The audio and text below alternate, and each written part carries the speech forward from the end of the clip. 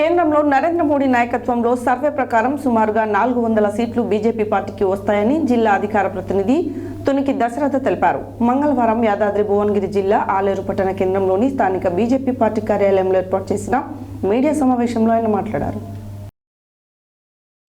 యాదాద్రి భువనగిరి జిల్లా ఆలేరు పట్టణ కేంద్రంలో మంగళవారం స్థానిక బీజేపీ పార్టీ కార్యాలయంలో జిల్లా అధికార ప్రతినిధి తునికి దశరథ మీడియాతో మాట్లాడుతూ కేంద్రంలో నరేంద్ర మోడీ నాయకత్వంలో సర్వే ప్రకారం సుమారుగా 400 సీట్లు బీజేపీ పార్టీకి వస్తాయని తెలిపారు.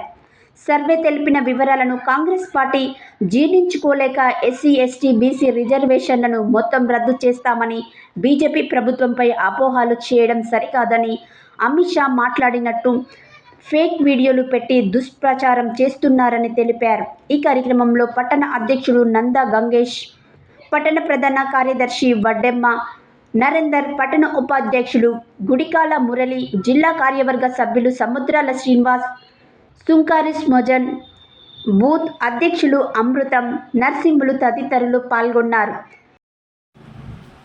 కేంద్రంలో భారతీయ జనతా పార్టీ శ్రీ నరేంద్ర మోడీ గారి నాయకత్వంలో సర్వేలు చెప్తున్నాయి. ఈసారి ఎన్డీఏ కూటమి తరఫున 400 సీట్ల పై ఇచ్చిందుకు సీట్లు వస్తాయని భారతదేశం అన్ని సర్వేలు చెప్తాయి.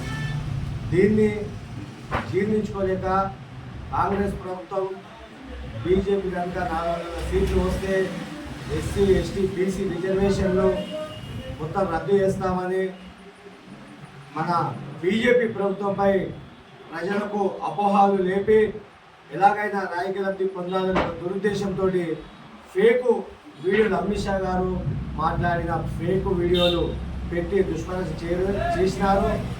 కొద్దిసేపటి క్రితమే అమిత్ షా గారు ప్రెస్ అన్ని మీడియాలో మాట్లాడడం జరిగింది. అతను మాట్లాడింది కూడా ప్రజలందరికీ వివరించడం జరిగింది.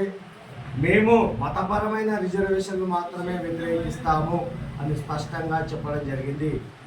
ఎస్సీ ఎస్టీ బీసీ రిజర్వేషన్లు మా ప్రభుత్వం వస్తే ఇంకా పెంచుతాము తప్ప మేము రద్దు చేస్తామని ఏనాడు చెప్పలేదు, చెప్పము.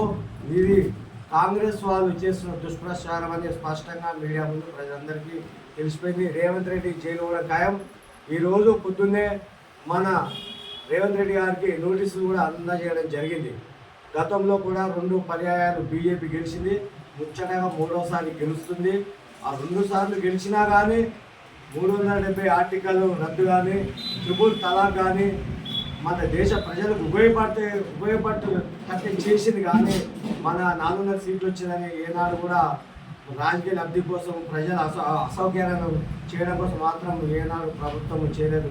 ఖబర్దార్ రేవంత్ రెడ్డి గారు, మీరు జైలు పోతారని ఈ సందర్భంగా మనవి చేస్తూ ఉపయోగిస్తున్నారు.